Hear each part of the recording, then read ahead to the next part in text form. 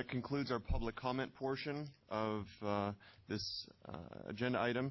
We're going to bring it back for discussion. Of course, the board members are free to call upon individuals that have spoken for further inquiry. Member Pachegan, would you like to start us off? Or do you want to just open it up? I'd just soon let everyone else that had questions continue. Well, I have a couple of questions. Who can I ask about this? Well, I'm gonna throw it out there and see who believes that they're the most informed. We've heard that there are situations where we have inflation-adjusted numbers and where there are instances of inflation not being accounted for. Maybe I can ask Mr. Richards and Mr. Brady to comment on this issue. My understanding is that the ballot initiative, as it's floated on the market, it had a value of $9.9 billion. Is that correct? That was the bond number. The estimated cost of the first phase was $33 billion in 2008 dollars. So has that bond been floated? No, it has not. All right. So when it is floated, what will the number be for the California? The bonds are not inflation adjusted. So we will be asking for 9.9. Correct. So I'm looking at this would be what I believe is the 2008 California High-Speed Rail Business Plan, and it says the LA to San Francisco, blah, blah, blah, but it refers to in 2008 dollars. That's correct. So is there any portion of the bonding process that will be inflation adjusted? Not as far as I know. Okay. All right. That answers that question. We've all gone through airport security, and it takes some time. My question is, as we contemplate this rail project and come up with numbers on how long it will take to get from point A to point B, this poses a rather attractive target of opportunity. We're going to need to have security protocols put into place for individuals to get on this train. Has that been considered as part of the overall program? Because going to the airport is very time consuming. I don't think it would ever be at that level, but I don't think it would be an open access scenario because of the prestige of this project and the inherent vulnerabilities. Would anybody be able to comment on whether security protocols have been considered in the attractiveness of taking a train as opposed to taking a plane? Security protocols are under development right now. As you're aware, with Amtrak in the state of California, you buy a ticket, and when the train arrives, you walk out and on it. I can't tell you that there's any more, any less than that with high-speed rail at this point. Okay. If I could just briefly comment, Mr. Chairman, the security situation is interesting. In Europe, for example, you have to go through the same things that you have to go through on an airplane. People line up, and you have to put your hand luggage on the thing. It goes through. You have to take off your watch and your shoes and all that type of thing. Meanwhile, your baggage that you've checked is checked. So you can imagine a place like Los Angeles or San Francisco with thousands of people. Time it's going to take some time. The thing nobody ever talks about, though, is the difference between trains and planes. When a plane... One's up there, one's down here. When the plane... Yeah. Sorry, Mike. When the plane takes off and doesn't explode, you feel pretty relieved because it's been through all the checks and you're fine. You're in the air. And that almost always happens. Almost always happens. Imagine a train, though, going through vast areas of rural California at night, and the opportunity for terrorism to place a van full of fertilizer and kerosene at some isolated underpass and setting it off with a cell phone. This type of thing can happen. That's impossible to guard against at the places where people board the trains. I don't want to inflame this issue with too much talk of the security vulnerabilities. My inquiry was limited to, if there are security protocols, will it add to the calculus of the amount of time it takes to transport from point A to point B? So I just throw that out there. But my last question is, the fare had been put out there at $55, and that would have been in 2008 dollars. Are we looking at an inflation adjustment in a 2014 value of $75? Mr. Chairman, I think the original number was $50, and if you inflation adjust that, you'd be at about $75 now, which is somewhat consistent with the numbers we're using in our modeling today. Now, when we say that's not normal cost of living inflation, like the CPI index. This is when we refer to inflation. Right. What is that? Inflation of the value of the service commensurate with the ticket? If you just look at the difference between what was in 2008, currently it's in the neighborhood of $75 today, or $77, $75 to $77. So whether I haven't calculated what that percentage is, that's the reality of what the market is, where the market's moved from 2008 until 2014. That's what the market's dictating. But it's not a living adjustment calculation. No, it was not. It is an increase in the value. If you used a living adjustment and used the same thing I use in construction, it would take you to about the same number. Got it. All right, well, those are my three questions. Members of the board? Member Larson. And with all due respect to Mr. Richards,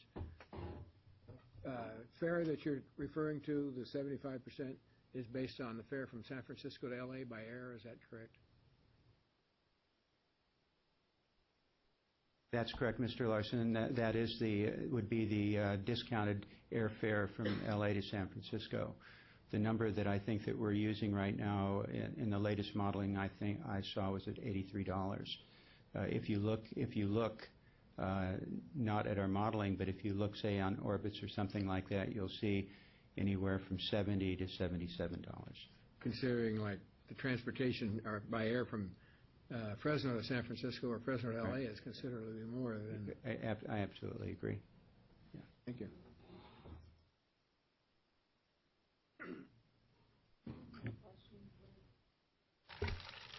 Excuse me, I don't have questions. When it's time, I have a couple of comments. By all means. First, my first comments is to thank the speakers who have been here, some on just one occasion, some on two occasions. I think the comments made by both Mr. Tom Richards and Mr. Brady were very much on point to the concerns that you have and for kind of what drives people forward. I had a meeting yesterday with Mr. Richards. Well, let me start out with saying I've known Tom since I've been a county supervisor. He's a local, successful businessman. He's not getting paid to be on the authority. But in his heart, he sees that something's got to give in Fresno County. And when you say something's got to give, we were a much more robust economy probably 20 years ago. Anybody in this room debate that, think we're healthier today? And that's in spite of huge efforts by elected officials to change those dynamics. But basically, through the information age, through development of industries, the two bookends, LA and San Francisco, have seen a lot of opportunity. They have ports. They have large airports. They are entry points to California. And the center of California has turned into an Appalachia, part because the state of California has decided we're a welfare state and it's easier to live in Fresno than it is to live in San Francisco. The rents are much better. But that being said, I guess on a real basic level, and Mr. Richards and I did talk about this, something needs to give for the Central Valley to ever get healthy again. So I find people have a core gut reaction to the high-speed rail. They either hate it or love it. And then there's quite a few people in between who said, I don't know what to choose. So I went back and I looked at a number of things. In 2011, we did have a hearing, and there was lots of criticism out there. There was a State Bureau of Audits, incredibly critical. There was an LAO report. There was a peer review group. And I think since 2011, there's been huge changes and strides made forward. And like I said, I've known Tom Richards. He is a person I trust when he says something. He says it based on data, based on research. He's a successful businessman. He knows finance. He knows numbers. I was pretty impressed that the high-speed rail had taken on to do Monte Carlo simulations. That's an effort to try to predict based on a whole bunch of unknowns, and we all know there's a whole bunch of unknowns in this scenario, trying to predict what the likelihood of a particular outcome would be. And they've done hundreds and thousands of these simulations trying to get to a more steady number to say, well, based on all these different things that could happen, what's the likelihood of success? So, you know, I give them a lot of credit. They've done a huge amount of work since 2011. That does not take away the concern for the financing and the debt. And it's well known I'm pretty conservative. I don't spend money I don't have. And I'm cautious taking on debt because you have to pay it back. And I do see that being a fairly risky sort of place to be. I agree with a person who said check and double check the numbers and then check it again for a third time to make sure. I agree with a person who said I like roads. Fresno County has the most county-maintained road mileage in the state of California. Majority of those road miles are in District 4, which I represent. There's always a call for an additional pothole or expansion, and I've worked really, really hard to get Highway 180 developed, and I'd like to see that both east and west. I worked really hard to get Academy finished, to 4-lane it instead of 2 lanes that was highly impacted with traffic and hazards to safety. I worked really hard to get expansion to Mountain View because connection creates economic opportunity, and quite frankly, the Central Valley's been left behind in all of that, and I don't see another massive shift other than to get us better connected in California. We have a lot of talented people. They need opportunity. So with that being said, I have taken the Economic Development Corporation's resolution. I've made some adjustments to it because, like I said, I don't take on debt I take that really seriously. I look at the broader issues as to what benefits. I don't know, I don't like the connection of high-speed rail to the cap-and-trade one. I don't know that it meets the letter of that law. I'm not a big proponent of cap-and-trade, let's put it there. I think it has great harm to our economy. But in my discussion with Mr. Richards, I went and did a little research. The California Department of Transportation this year has a budget of $16.7 billion. State of California, $16.7 billion. The Federal Department of Transportation has a proposed budget of $77 billion. So there's, well, almost $100 billion. $53 billion to highways out of the Federal Department of Transportation. I think maybe a more reasonable approach, instead of going to so much bond indebtedness, might be to take a real big look at how much money we're spending on everything else. I don't know how many of you have been down to LA and driven a 12-lane wide segment of freeway that they're proposing additional lanes to. And what would get you out of your car? Needing to drive 5 miles and taking an hour to get there because you're stuck in traffic? It's just a matter of time. This area is going to see that happen just like Los Angeles does, and I don't like to go to Southern California because of being stuck in traffic and taking an hour to go 5 miles. I can walk it faster. So like I said, I have really looked at the resolution from the EDC, and I'm going to put that forth as another potential, and I can put some copies in the back. It doesn't say full steam ahead, damn the torpedoes. I don't agree with that. What it says is the authority is continuing to advance this unprecedented transformative investment in Fresno County, despite efforts to shift the funds to more urbanized area. There are a lot of people that would have liked to see Highway 180 money instead of going out towards the east to have stayed in the urban core, just like LA and San Francisco would like to have that money in their areas and not see it in the valley. Many concerns raised by the Bureau of State Audits have been addressed and resolved. Many leadership positions on the authority have been filled. I mean, I heard criticism, you're spending more money, but 17 people for the entire state of California to run this authority for the biggest infrastructure project in the world. The financial modeling and ridership that's going through Monte Carlo simulations to evaluate the risk probability. And I commend the high-speed rail. They're looking at a hybrid alternative. That takes existing infrastructure and it partners this project with it instead of recreating it all brand new. I think that was very creative. And it also is more cost-effective. That while I still support the high-speed rail, I do have concerns about the financing. I do believe it needs to meet the requirements of Prop 1A. And if not, don't go out and get bond, don't borrow money. We already spend $77 billion as the federal government and $16.7 billion as the state. It's not like there's no money going through the system. So I would like to slow down the bond financing piece. I'm going to share with my colleagues a suggestion that states were concerned about the finance, but I think for our region it'd be a huge mistake to say, whoa, we can't do any of this, because I think we're burying our heads in the sand. How long can you build freeways until there's no more space?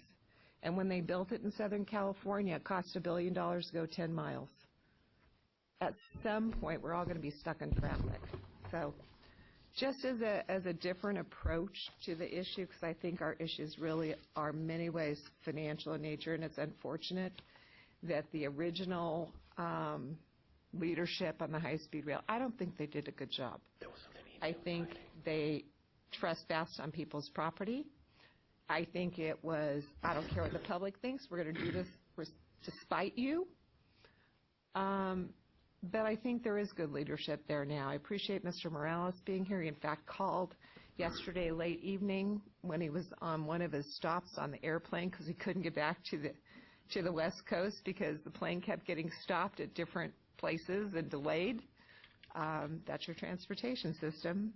And I appreciate he came, and I appreciate Tom Richards for being here today and just standing up and trying to answer the questions honestly. So I'm not going to support just pulling out suddenly. We lost UC Merced, and that was a big loss for this area. While I'm just very happy it's in the valley, I think we have to rethink. I don't want to see bond indebtedness. I'll second this motion if you're making that as a motion, as a starting point. And I apologize I didn't have this sooner. I've been working on it, but it all takes time. Could we let everybody motion? speak first? Why don't we go ahead and wait Is that a on the motion? motions, because none of us have had even a chance to read, so we can't make a motion, or it'd be premature to make a motion. on Okay, when we something haven't go, even as a opportunity. courtesy then, as when we go to motions, can we go back to supervisor case first, if you want to read it first? I think that is certainly an option. Okay. Out of fairness, I think that's okay. Let me ask the clerk in terms of distribution. Maybe we can put one up on the screen. I want to make sure the public can see kind of the thoughts that went into it. Again, it's a very difficult issue. We've had a couple of weeks to re-review. I got a full packet from the High-Speed Rail Authority. It did have letters of support from business. While it wasn't solid commitments, it said what they would require to move the next piece forward. I did meet with Mr. Richards. I did read the 2014 business plans. So there's been a lot of data that's been looked at. It hasn't been in isolation. I'd be inclined to take a few moments a few moment break, if that's all right with my colleagues and staff, because we have a whole Mr. new Chairman, resolution. could we all make our take? Definitely. But at some point, we should take a Because couple of it's- moments to read this, Yeah. because having just got it. But, all right. Trying to get copies for the I have some more public. comments, too. All right, let's move over to Member Pachegan, and then we'll go to Member Larson after her. Well, I'm a little disappointed that this resolution was out there, and if you're going to, this draft resolution has been out there for 2 weeks, and I'm a little disappointed that we don't have opportunity to discuss that first. But having said that, I want to start by saying I do not support the high-speed rail project. I want to make that very clear. 2 weeks ago, we spent hours looking at the voter information packet and found an entire list of promises that have not been kept. 2 weeks ago, we examined Senator Quentin Kopp, who is really the father of high-speed rail and the first, I believe he was the first chairman of the High-Speed Rail Authority, his declaration stating the project does not resemble the intention of Prop 1A and the legislature. Not just what the voters supported, but even the legislature put safeguards in, and Prop 1A does not even resemble, or what has happened to the current project does not resemble what was in Prop 1A. So we've got the voter pamphlet that I think is disingenuous and swayed voters, and now we're saying it's not accurate. We have the father of high-speed rail saying what is now proposed is nothing like what was intended by Prop 1A and what was intended by the legislature. 2 weeks ago, we spent a lot of time, lengthy time, talking about the Reason Foundation. I brought it up about their article and reasons why, 5 reasons why high-speed rail should not receive any more money. We've had 2 extra weeks to look at the resolution that was presented, which is complete and factual. I haven't heard anybody get up to say that the resolution presented is not complete and factual, and I'm not going to go through it point by point. But today, and some say, if the Board of Supervisors changes their position, you know, it's too late and it doesn't really make any difference. It's not going to stop the project. Well, I have a few comments to that as well. This board and the taxpayers of this state, and especially the taxpayers of the Central Valley, have waited 6 years patiently. 6 years to get secure funding, 6 years to produce a viable plan, 6 years to adhere to the expectations of 1A, Prop 1A, that the voters narrowly supported. We waited 6 years for the details. The details are still out there floating somewhere, and I believe that it's incumbent on this board to say we supported this in 2007 before the initiative, because we did. High-speed rail, we supported the concept. And then we came back, and that was before my time, but then we came back in 2009 after it passed narrowly, and we said we still support it in concept, and we did at that point because we thought, and everybody else thought, that what we read in the general election information packet was accurate. And so still in 2009, this board says, yes, you know, move forward. And then we expressed our lots of concerns in 2012 that some have been addressed. Today's letter from the High-Speed Rail Authority says, today construction on the first leg of high-speed rail has commenced. And that, to me, is the problem. The plan, there's lots of questions if it's viable. The funding, I am so afraid that my grandchildren are going to be sitting at, well, probably my great-grandchildren, will be sitting at the dinner table saying, what is that track and where does it go and why did they spend all that money on that? And it's just going to be a little portion because they really don't have the money. California can't afford it. And you know what? Sometimes you got to make choices. It might be a little bit better, might make things a little bit easier. I ride the train, Amtrak, and going to Merced, I don't know. Some people maybe need to get there faster, but it gets there within an hour. It's not that bad. But so as we go through the resolution, it's factual, it's complete. It's time for this board, if there are 3 people, and I hope there are, that will stand up and say, we no longer support this project the way it is written and the way it has been in the direction it's going. So if you're going to just pull I hope her, that's fine, but, I'd like to make a motion, and then we can fight over whose motion gets heard first. I didn't hear you say this is a motion. I heard your second, but I didn't say this is a motion, so I would like to make a motion that I think our chair said that it would go back to Supervisor Case to make She did not say this was a motion. Oh, you're right, she didn't, but he did say, out of respect, he would go back to her to make the first motion. Let me jump in here. We have an item continued from 2 weeks ago. I know that there was new information submitted and a solicitation of a motion and a second for that. I think out of fairness, we should, before we jump into the motion categories, that we have an opportunity to read the document, even if it's only for 4 or 5 minutes. It's very similar to Supervisor Perea's. Actually, I think it's almost exact to Supervisor Perea's that was presented on Friday. And I'll definitely want to look at the red language. If I might highlight. Hold on one quick second. Member Perea, did you have any comments? Yeah, I do. What was forwarded Friday was a document sent from the EDC, and I was, I think, the only supervisor here Friday, so I did the courtesy of forwarding it to everybody. So that's how that arrived. But yes, you did. You saw it Friday. Just to make a few quick comments. First, let's start off with the fact that this issue is in the courts. And even though I don't agree with my friends in Kings County, that certainly they're right to file the litigation that they have filed, just like the folks in Atherton have.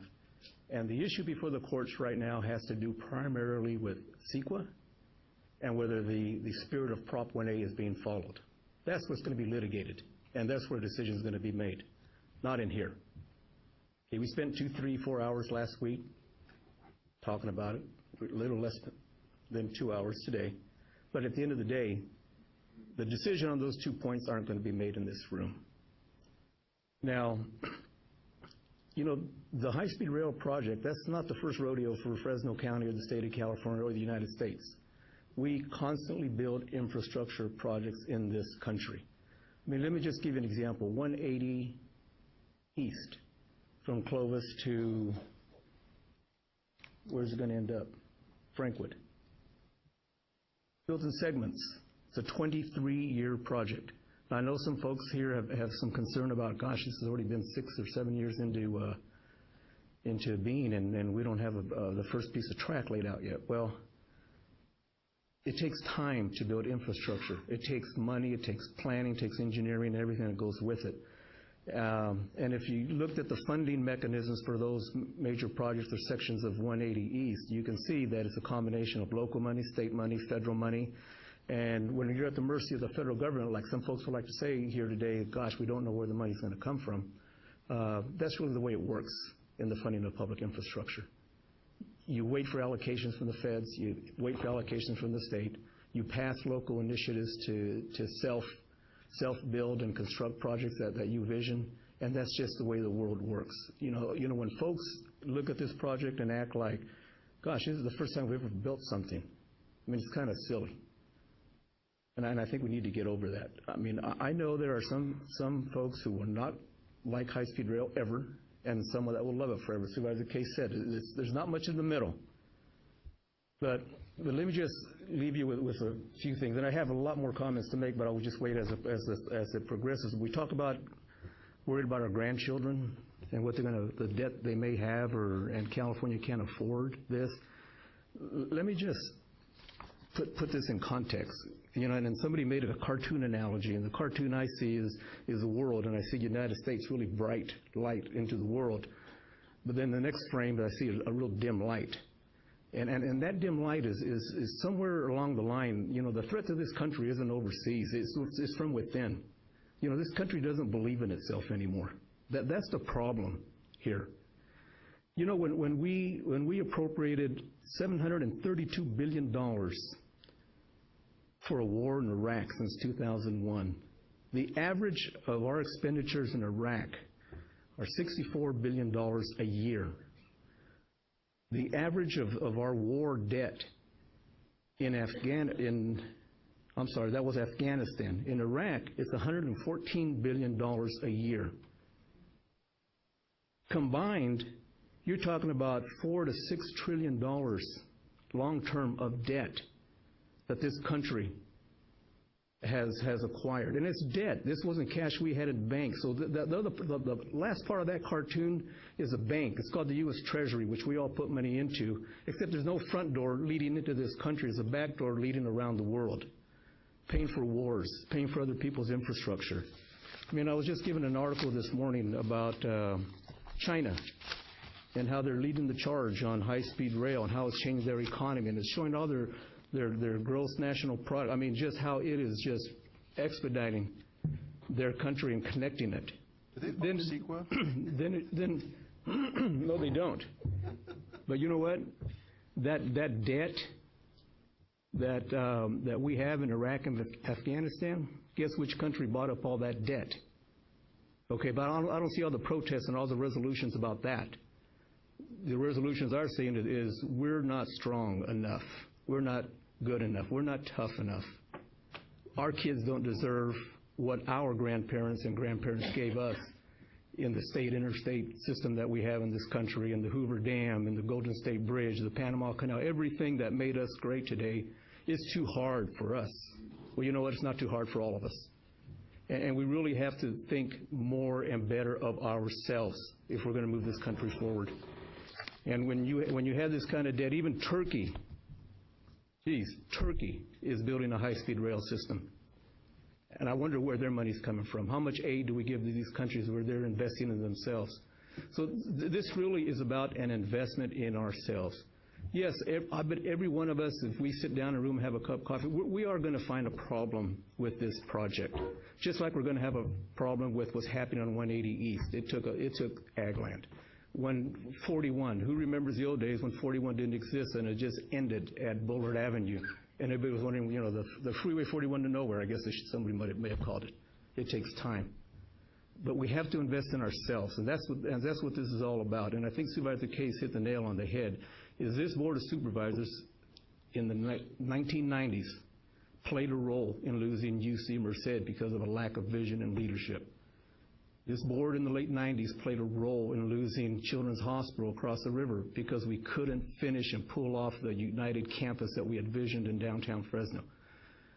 Let the decision for this project roll out in the courts and at the federal government level and at the state level. This is way above our pay grade, and that's a fact.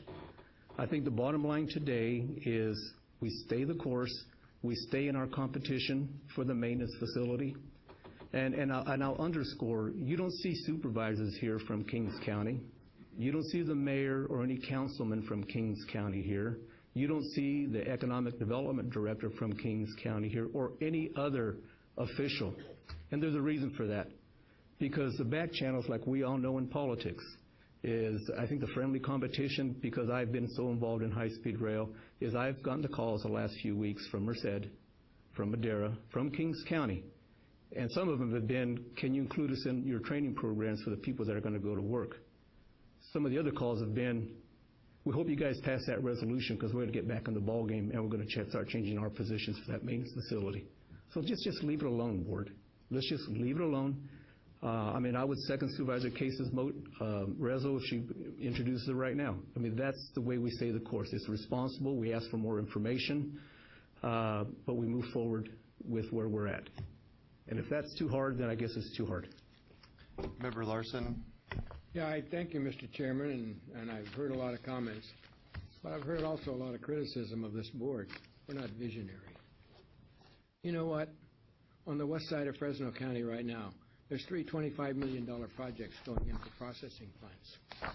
That's not being visionary. Without water. They're thinking that water's coming our way one of these days. God will help us, and I hope he does, because we need it. We're talking about issues that we've been criticized for. I haven't seen anybody stand up there when we're waving for the dams. There's been a few of you out there, but I haven't seen the big outpouring that we've had for this. When we need the water, when we've got 40% unemployment out there in the Mendota, Tranquility, Fireball, Huron area, where are you, labor? Come on, help those people. They need jobs. I haven't seen anybody do anything but say, well, the board doesn't do this and the board doesn't do that. We want 180 to go west. 180 was registered to go west when 180 was registered to go east. But east it went because of the population. But it needs to go west. That's a construction job that needs to be done. And all of a sudden, now we're hung up on this. I happen to think that what we really need to do is take a second look. I agree with Supervisor Pachigian's resolution, and I will support her resolution. But I'm telling you right now, there's a lot more to this than just that. I have the utmost respect for Mr. Richards, one of the developers that I think and trust probably is the most trustworthy that we have going for us. And I respect his commitment, but I don't have to always agree. And I met with him last week and said, you know, I can't say that I can't support you. Maybe I won't agree with you. He knows that because he's man enough to stand up and say what he believes. And I believe we need to be people enough to stand up for what we believe. When someone says the rescue mission needs to move on and get visionary, who has done more for West Fresno in this community than the Fresno Rescue Mission? And they haven't taken something that's been a problem created by them. They've taken a problem that's been neglected and created by us, our people, that we've allowed to fall into the projects that they try to correct, and that's sin. I think that we need to stand behind the rescue mission for what they do for children. The $6 million they spent on that project up there to rescue the children, and now part of it's going to be taken away from them. But yet they're being criticized because they're not visionary. Come on, folks. Let's look at what we're doing. I was for high-speed rail when it started, and I still think high-speed rail has a place. But I think at this point, we need to take a breath and say, what can we do to make it better? So I'm going to support Supervisor Pachigian's resolution. All right, board. I'm actually Chairman? I'm going to ask that we have a 3-4 minute break. I want to read this material, and if the board will have the patience to oblige that. County Council, do we just simply just declare a break for 3 or 4 minutes? You have the authority to do that, yes. All right, give me 3 or 4 minutes.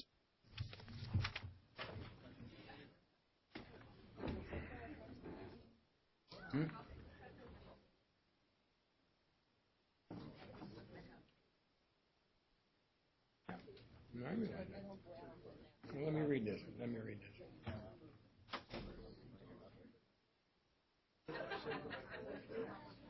I'm going to go into my office. Be a little quieter.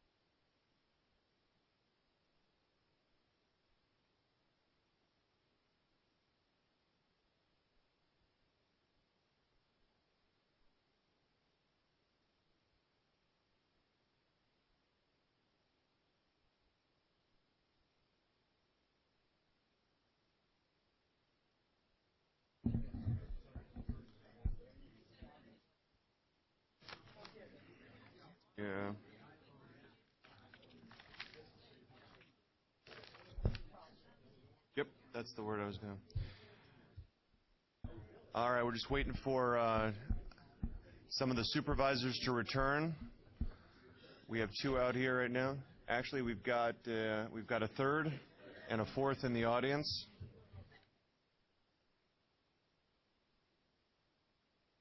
Okay. Folks in the audience, if you could please take your seats and quiet down.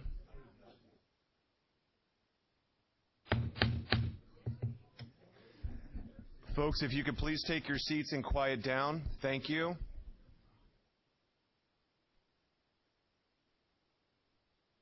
Thank you for quieting down and taking your seats. All right. Okay. I had an opportunity to look at the alternative draft, and I think you had some comments that you wanted to mention. You were the last speaker that wanted to chat. My comment is looking for a way to express this board's concern with the financing. I think that is a very valid concern. I share it with you. I lean towards not going out for bond indebtedness. Prop 1A is about approving a bond. It's not necessarily whether we invest in railroads or highways. It's about approving a bond. And I think there are people on this board, in fact, a fair share of us, who believe our state is borrowing too much money and getting us in financial trouble. I, for one, believe our federal government's borrowing too much money, or, overspending and printing money, however you want to look at it, and that's going to get us in a lot of trouble. But at the same time, we're spending almost $100 billion as a state and a country on transportation. So I was looking for a middle ground, because I think for this board to move forward with just a flat statement of non-support for any forward movement on multimodal transportation in regards to rail would be a huge mistake. So I would certainly support a statement of financial concern. It's very valid. But I think to say we're just going to continue to build more and more and more highways, how many neighbors have like 5 cars out front of their house? What happens when they have 10 cars out front of their house? Can we continue to go there? I just don't think we can. So, again, I'm looking for a middle ground. I'm concerned about borrowing money. That being said, I just think it would be a real mistake to just say, no, stop it now. Okay. Member Larson? Well, when we talk about money, I would like to refer back to the Central Valley Project that was started in 1960 when President Kennedy pushed the plunger to start the San Luis Reservoir, and we built the San Luis Project. And I remember they were promised a project there to deliver water. Your mic. Promised there a project to deliver water, which they did, and they were promised a drain canal that would take that drain water back into the bay. Well, they stopped the drain water at Kesterson, which created an environmental problem. Let's not talk environmental because that's a whole other subject. But anyway, it created a problem. And then they said, well, it's a problem, so now you got to plug the drains that we put into the drain canal. So they spent millions of dollars, and now the drain canal sits there 75 miles long with reeds growing out of the bottom of it and cement. And that's what concerns me about the federal government. They make promises, and sometimes they don't keep them.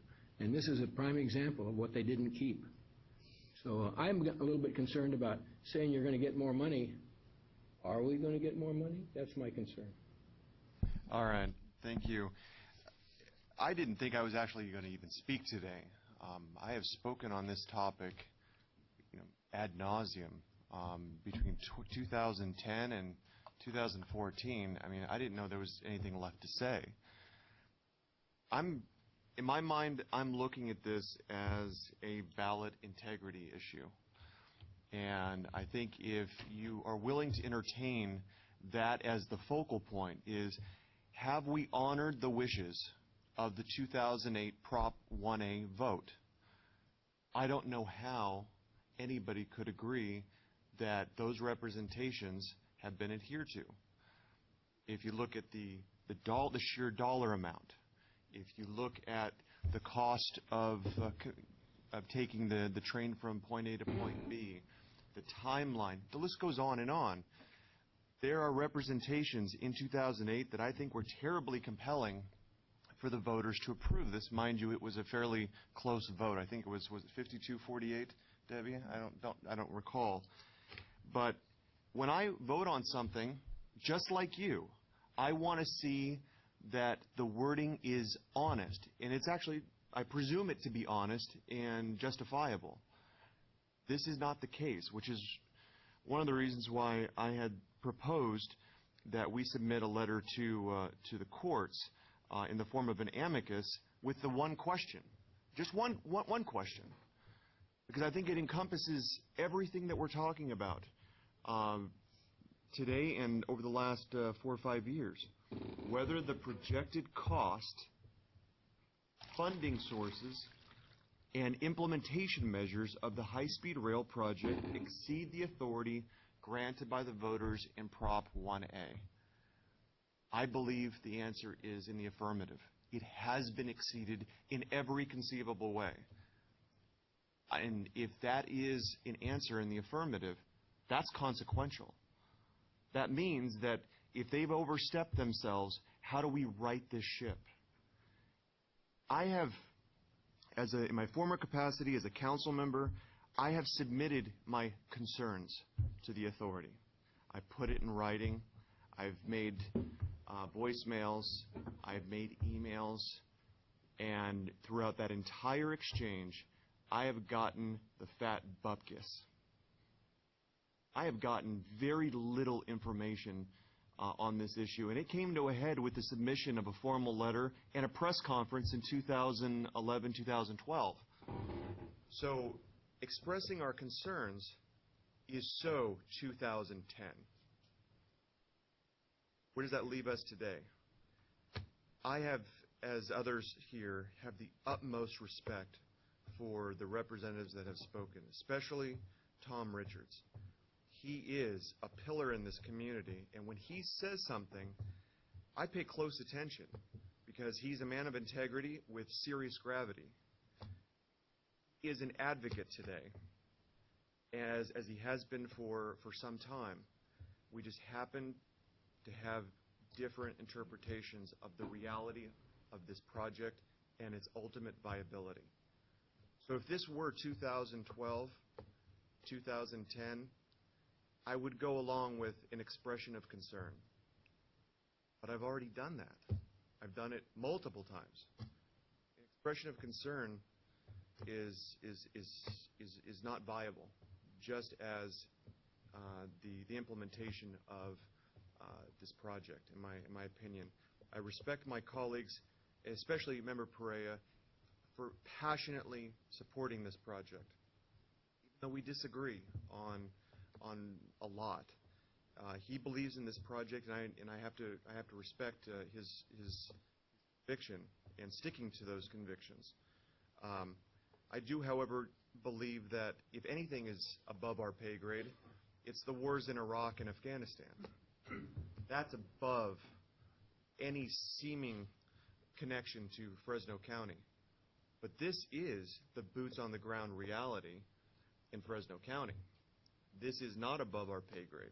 In fact, I'm encouraging my colleagues to not only support the resolution, even if we were to tweak it ever so slightly, but I would also ask my colleagues in the next matter that we send a message to the courts where this issue will be decided. Politically, this thing is done in my book.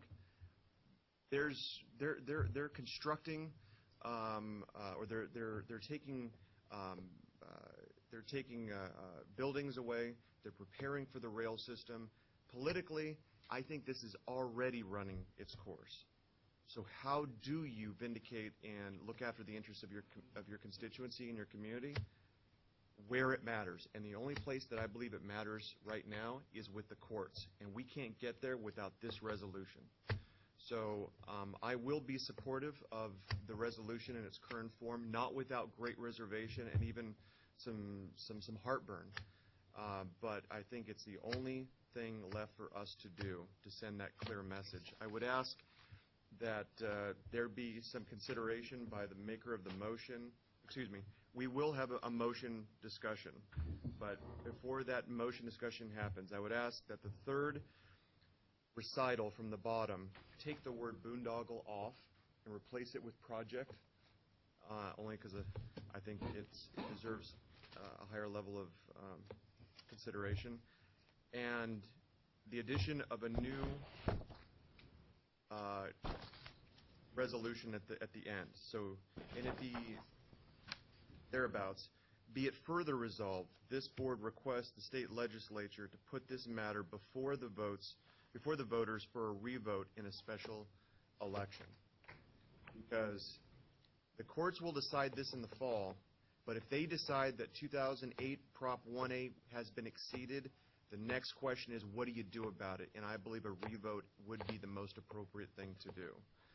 So I asked the maker or the drafter of the resolution to consider those two changes. Any other member of the board wishing to comment? Mr. Chairman, I also would like to ask County Council, is it appropriate, I had it in the original draft and then I removed it, but I think it belongs in that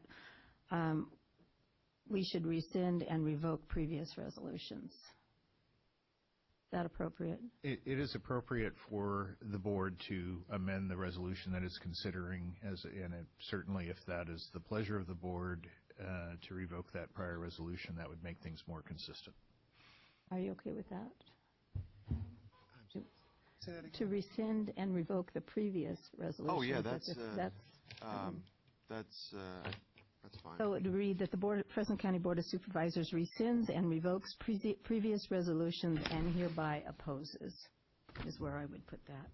And I'm fine with your two changes as well, if that's where we're headed. Okay. Any other member or Perea? We took a break. You and Supervisor Pachigian went out the back. Did you exchange votes on your two resolutions on this matter? Member Perea, you are really out of order. Simple yes or no. You are out of order. Simple yes or no. No. Unbelievable. You know, it's Thank you. one thing to talk about the merits of a project, and the answer to your question, the answer is not only no, it's hell no. Yeah, I think you answered And the I'm question. absolutely shocked that you would even suggest that. That's a low blow. Wow. Wow. Well, Okay, with that being said, do we have some competing motions? Member Case McNary and Member Perea, you had a motion. Do you still wish to continue with that? You know, this issue was placed on the agenda by Supervisor Pachigian, and I think it's a courtesy to my colleague. It's very apparent where the board is going. I don't agree with it, and that's okay. I only ask that the resolution reflect that there was at least one negative vote in that regard, because I think it's a mistake going forward for some of the work that's been done. While I agree with the financial issues, so I would defer to my colleague, Supervisor Pachigian, because I think that's an appropriate courtesy for a colleague. I appreciate that. Thank you. I would make the motion with those changes. I would make a motion that we move forward and accept the draft, the resolution with those few changes and take an official position of this board as opposing the California High-Speed Rail Project. And the rest of it, I'm just going to read it, and urges that our federal, state, and local officials focus their attention on higher priorities such as water supply, existing transportation systems, public safety, and education for the benefit of Central California and the state of California as a whole. And be it further resolved. That's where your be it further resolved for the revote. Okay. That's my I would motion. request that the resolution clearly reflects the vote. Fair enough. We have a motion by Member Pachigian. I will second that, unless anybody else is screaming to do so. There's a request for a roll call vote. Madam Clerk? And we're voting on Pachigian's motion, right? Yep.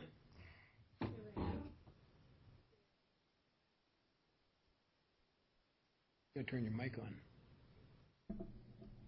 Supervisor Pachigian? Yes. Chairman Borges? Yes. Supervisor Case McNary? No. Supervisor Larson? Yes? Supervisor Perea? No. 3-2, motion carries. We now move to item Addendum B under Chairman Borges. Seems like it would be appropriate to immediately just start with some of the cards that have been submitted and go directly to public comment. Folks in the audience, we are moving on to the item still involving high-speed rail, but this is involving the amicus brief proposal. I have a card from Sherilyn Smith, a Ross Browning, a Linda Doubles, and anybody else who wishes to comment on this item. This would be the opportunity to please fill out a card and hand it over to the clerk to the board. Mr. Chairman, Linda Dumbles had to leave, and so she hand wrote a note for the board, and I will be distributing that. Okay. So Linda Doubles not appearing. And is there a Sherilyn Smith?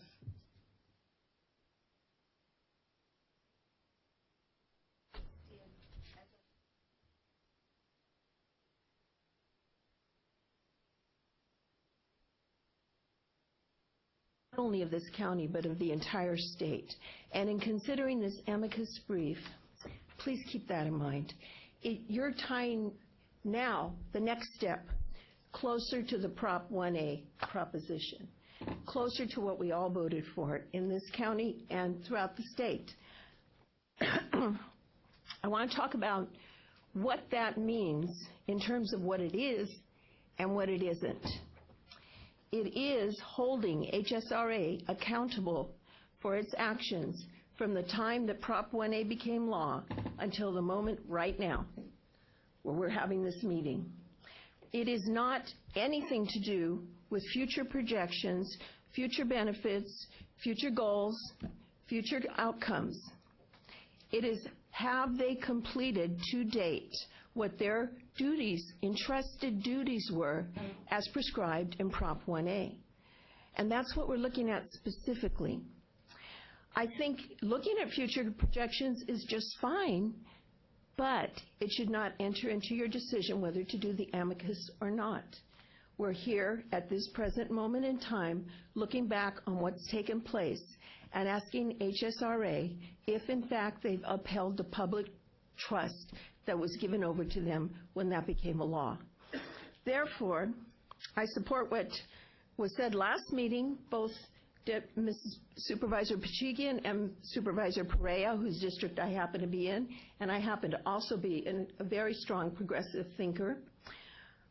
Both of them said that much of the testimony that came up here, however sincere, however factual, was not relevant to the proceedings. I fully agree with what they said. And by the same token, I fully agree, I want to point out rather, that future projections at this point in time, such as a maintenance facility, Mr. Perea, are also not relevant to the proceedings. I would hope that we can keep that focus as we move forward and realize that however many promises are out there, the voters have already considered them. They've already considered the benefits, and they said, yes, we'd like that to happen, but under very defined conditions. In fact, it may have passed because the voters themselves realized that they were under the protection of Prop 1A for minimal risks. And after all, when you take a cost-benefit analysis or a risk-benefit analysis, it has to be that the person taking on the risk has a say in whether they do that or not. Does that make sense? I hope it does. And also, let's not be derailed by a cost-benefit analysis is what I'm trying to say. I want to point out that just before, it was about a few months before the November decision came down that they were out of compliance, that HSRA was out of compliance, both with their HSRA and their financial plan. The San Francisco Chronicle came out with, yes, we need to solve this in the courts. We're getting nothing but empty promises, evasions, and obfuscations. I had to look that one up. It means clouding the issue. Do not cloud the issue today. Stay focused, please. I want to point out to you that the last meeting, Jeff Morales was asked And very often he gave the same answer for other things, but this one I couldn't accept. How much have we spent to date? The CEO of HSRA said, I don't know, I can get that for you. I hope what he got for you is on the record. Because for the CEO not to know, even within, he could have said approximately. I would have felt fine with that, and I'll get the exact figure to you. But no, he cannot evade that kind of a question ever again. And by passing this amicus brief, by this proposal today, you will be putting teeth into it, both for the citizens of this state, the citizens of this county, and we can have a say in this entire process. I absolutely think it's fundamental to our democracy. I applaud you for putting this forward. Thank you. Thank you. Next speaker is Ross Browning, followed by Ben Berquam, and those are the last two cards that I have. If you wish to speak, fill out a card, please, and hand it to the clerk. Good morning, Mr. Chairman. Ross Browning from the County of Kings. And the reason that the County of Kings, no one is here from their board, is they are having a board meeting at this very moment. So I want to clear that up, Mr. Perea. That's true. 2 weeks ago, I'm not sure who of you, but several people voiced the concern that what did the people vote for? Are they happy with what they got? What did they think they were getting, and where do they stand in that perception today? And I'd like to take this time, my time, to tell you a little story about my wife and I. We have some of our biggest arguments about who or what we're voting for during an election. We knock out some time, and then we sit and we go through item by item, person by person, pluses and the minuses, and we generally agree on most things. One of the things we agreed on after a little bit of chatting was the high-speed rail. Now, what did we agree to? What was I promised? I was promised an 800-mile high-speed rail system for only $10 billion. It's a deal. Let's get it. The total cost was going to be $33 billion to be funded by the federal and by private investors. It's not a bad deal. It's still only $10 billion out of my pocket, which amounts to over $640,000 million per year to cover the interest. That's not projected forward. What else was I promised? I was promised Los Angeles to San Francisco in 2 hours and 40 minutes. Not maybe, not sometime. It was stayed in there. A speed of 220 miles an hour. Not maybe, not sometimes, not on the first and third Mondays of the month. Every time. No subsidy. And that one we really liked. No subsidy. The balance of the monies needed are coming from the feds and the private investors, and that the system would be electrified. What have I got today? All right? I have no, and it was going to be finished by 2022. Boy, they got a long way to go to finish it. What do I have today? I have on paper not an 800-mile system, but I have a 500-mile system, which cost $68 billion by their numbers. If you take their numbers and really look at them and analyze them, they're over. In fact, their original numbers, the high point was $117 billion. So a lot more than the 10 that I was talking about. Right now, there's no way that train, and I don't care what whoever they've got says, there's no way that thing will make the route that they've got it on, San Francisco to Los Angeles, in 2 hours and 40 minutes. I'm sorry, physics is physics. The speed, fine, that's okay. Well, I'll summarize, sir, and say the woman, the lady that gave the invocation, and a great job she did. She said, do it right, which resonated with me big time. We and the organization I belong to in Hanford have always said, all we're asking for is that you do it right. Just do it right and stop lying to us. And we haven't got it done right yet. Thank you. If I were to vote today, do I want this system or not? I would, or not. Thank you. Thank you. Next speaker is Ben Berquam, followed by Mike Brady, and I'm going to butcher the last name again, Albert Perdon. I want to remind individuals that if you could please speak to the agenda item. This is not a general discussion on high-speed rail, but it's more specific to the proposal for an amicus brief. Good afternoon, morning, Board of Supervisors. Thank you for having me. I'm here representing Assemblyman Jim Patterson and speaking on his behalf. We commend you for supporting the Pachigian resolution, and we would, I'm sorry I didn't get to make my comments in regards to that earlier. In regards to the amicus brief, going back to a comment that was said earlier about the people having lost their hope, and this is like something that can help spur that on. I think the reality is the people in this state and this nation have primarily lost their hope because they don't trust government anymore.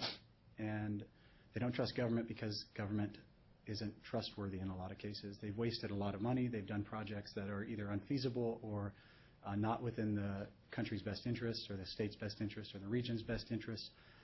So to go back, the reason this amicus brief is so timely is the people of the state voted for something that is entirely different than what currently exists. And that Assemblyman Patterson has asked the same thing, and we would love to see that taken to the state legislature to see that put back on the ballot. We've already seen movement on the other side to support such a resolution. And I think your action will only further that.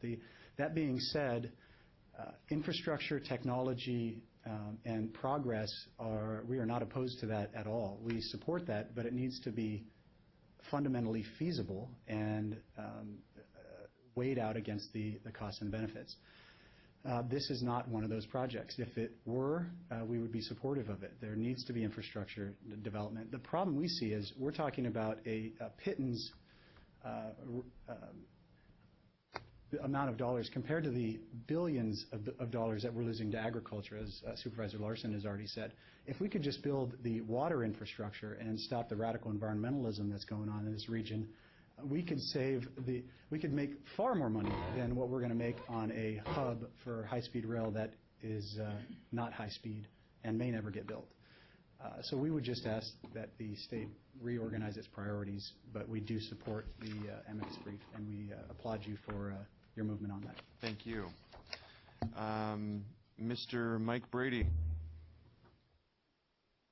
Oh, yeah. Thank you, Mr. Chairman. Your amicus brief proposal is very timely. The remaining parts of the Proposition 1A litigation called TOS-FACUDA versus California High-Speed Rail Authority will be going to trial probably in this fall, not too long from now, so yours is most timely. As an attorney, I will tell you that most trial courts look with favor, particularly on amicus briefs submitted by public entities such as a county or a city. It's just because you're reflecting the will of your people. And so I think there's an excellent chance that your amicus brief would be accepted by Judge Kenney, who currently has jurisdiction.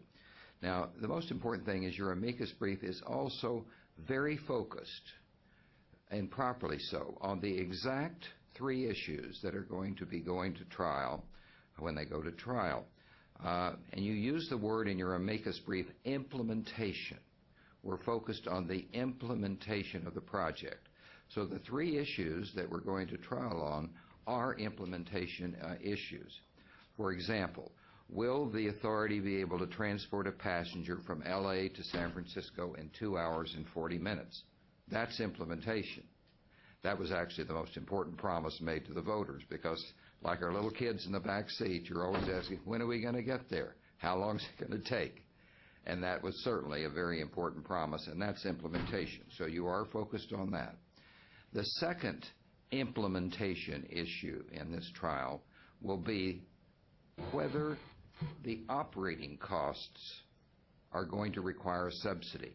That means as the train runs or is planned to run, is the state, the local, or the federal government going to have to subsidize its operating costs? So that is an implementation issue. And lastly, the third issue is also an implementation issue.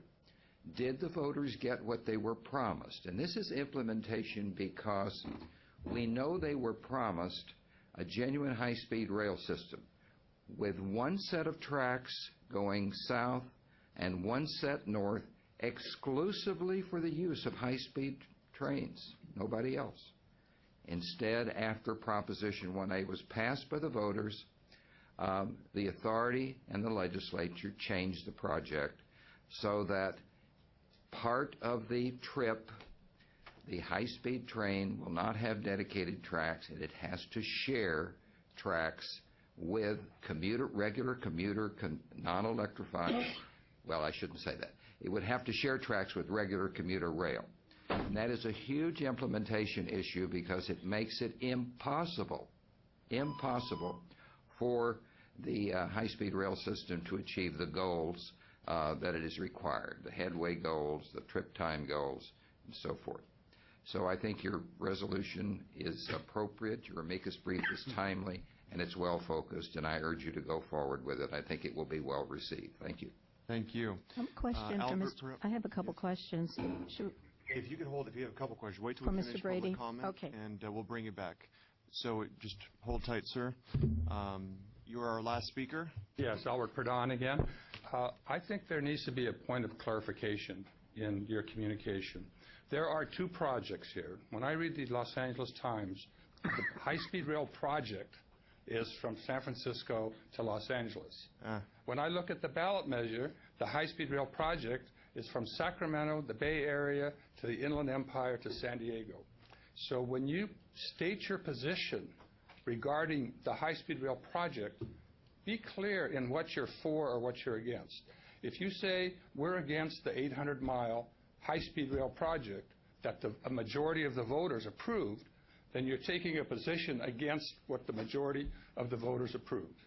If you say we're not pleased with the strategy, with the plan that the High-Speed Rail Authority has come up with for a project from San Francisco to Los Angeles because the financing isn't resolved, et cetera, then say that that's what you're opposed. Thank you. All right, that closes public comment, and we're bringing it back to the board. I know we have some questions, but I'm going to start off with just a couple of quick comments about the genesis of this. In amicus brief, I hope folks aren't, afraid of Latin. I mean, normally I am afraid of Latin, but it generally means a friend of the court.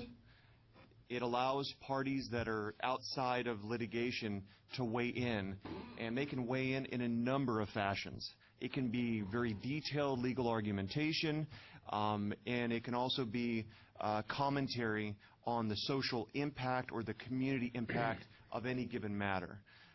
So there's enormous flexibility in why a party would wish to submit an amicus brief. Under these particular circumstances, the proposal for this in this agenda item is that we submit in an amicus brief on one particular issue. We're not going to get into the entire laundry list of or legal minutia of the various pieces of litigation. Really, it's just one, and I read it earlier. It's whether the projected cost and the funding sources and the implementation measures of the high-speed rail project for the larger state exceed the authority granted by the voters in Prop 1A. So this is a ballot integrity inquiry, and as we combine that with the political resolution that we just passed, I think it's making a statement to the court to consider our concerns. It does not, let me be very clear on this, it does not make us a party to the litigation. It does not require us to pay money to file the brief. So we're in a very unique situation right here to be able to provide this insight in this commentary, well, principally because this is ground zero for the rail project. And I think We know that politically it is going to be an uphill battle for this project to go in a different direction. But the courts, the judiciary, is the last place where things can change. And I believe that this one litigation that's going on in Sacramento that will have a trial date for next month, and it will happen this fall. In the weeks leading up to litigate into the trial, that's when the court would accept or consider this request. And let me finally add that an amicus is not a right. We don't have a right to tell the courts that you must accept and consider our concerns. No, it's a request. An amicus brief is essentially an application, and it must be evaluated by the court whether they want to accept it. So the way that it's written right now is I think it's very clear.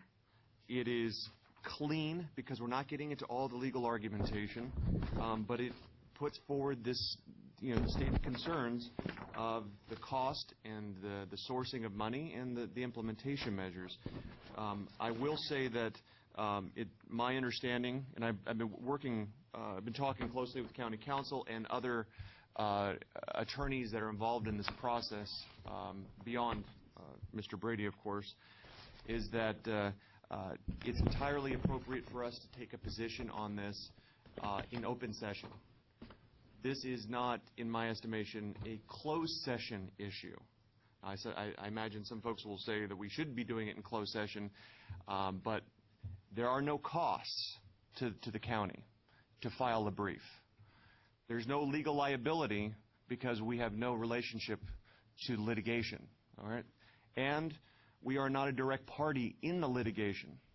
So without those three, I don't know how we get into closed session unless it is intentionally discussed or issues are brought up that would force it in that direction. But as it's currently written, I believe that we're fully prepared to evaluate this proposal and direct staff to fine-tune it in a way that the County Council believes is appropriate and brief. We're not asking for a 5-page brief. We're not asking for a 20-page brief. We're asking for a few pages that articulate our concern and the issue that is most important to us, and ask only that the court consider it.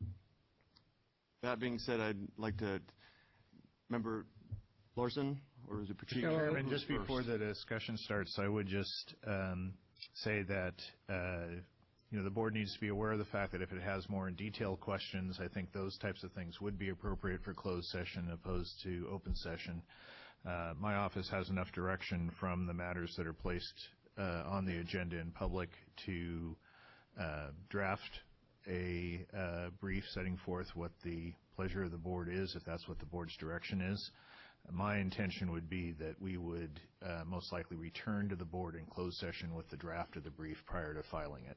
Thank you for reminding me. Thank you. I forgot to mention that. Yes, I'm sorry, I got raisins. Thanks, Bill, for the raisins. Eat plenty of them. Yeah, this doesn't end the matter. Is giving direction to staff to prepare, and it must come back to us to evaluate, and then, being perhaps in a closed session environment, make the final decision. But it's only to direct staff to start the project. So therefore, we won't have a vote on this today. We would have a vote, but we won't submit it until after we get the draft back. We won't submit anything until we get the draft back from County Council, and we would have an opportunity to review it and comment further. Well, what's our vote for then? To direct staff. That's it. Well, I did have legal questions regarding this, but I think I'd like to hear this in public. I'd like to hear the motion, the second, and the vote. So proceed. I did have a few questions for County Council and maybe Mr. Brady. So I just want to understand the process. First of all, Mr. Brady says we're not too late, we're not too early, we're just right, kind of like Goldilocks. Would you agree with that? There is adequate time to prepare a application to receive permission from the trial court in Sacramento Superior Court to submit an amicus brief. There is no trial date set in that matter, although I understand from looking at the pleadings in the case that one will probably be set for some time in this fall. So the process, to talk about the process a minute, we're asking permission of the court to submit our brief. That's correct. And Do the we do amicus that before it's actually created? Do you do that? You normally you prepare the whole brief, the application requesting permission to file the amicus brief is in the form of a motion or an application to the court, asking the court for With an your order brief saying attached. you can file the brief that you've attached. Okay. And to confirm, there's no cost to Fresno County to do this other than county council's time, right? Right. There, as a We don't public pay to entity- file the brief. Correct. As a public entity, we don't have to, under the government code, pay filing fees. And filing or preparing the brief, there's no additional expectations of Fresno County. No, there might be a reply briefing that's requested by the court, those types of things, but you can always defer doing that or refrain from doing that if that's the board's pleasure. And if this board chooses to move forward with this, you have staff that is able to prepare. Within the confines of what the board has expressed so far, I'm confident we can adequately express the board's position on this. And within the confines, just to talk about that, God bless you. To talk about the confines just a second, correct me if I'm wrong, because I want to make sure I understand. To me, the promises made in Prop 1A should be the promises kept. And this brief, as I read through it, focuses on the promises made and how they have not been kept. Am I right about that? That's the my actual understanding topic. of the agenda item, yes. Okay. Any other comment? Otherwise, well, I'll make a motion that we approve this agenda item and give direction to staff to prepare a draft. And this does not go out without it coming back to the board. Because I want I want to do it, and I want my colleagues to have an opportunity to see the final proposed version. And if we need to make changes, we can do so. But that we're just giving direction to County Counsel's office to make a draft and then give it back to us for our review, for ultimate vote and submission. Yeah, if that's approved by the board, I understand those all right. instructions. Is there a second for that? And I do think this goes along with what we just did.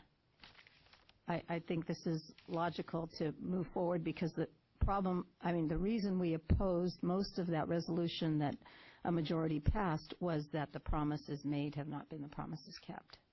And so I'm going to second your motion. All right. We have a motion and a second. Do a roll call. Chairman Borges? Yes. Supervisor Pachegan? Yes. Supervisor Case? No. Supervisor Larson? Yes. Supervisor Perea? No. 3-2, motion carries. We now move to item number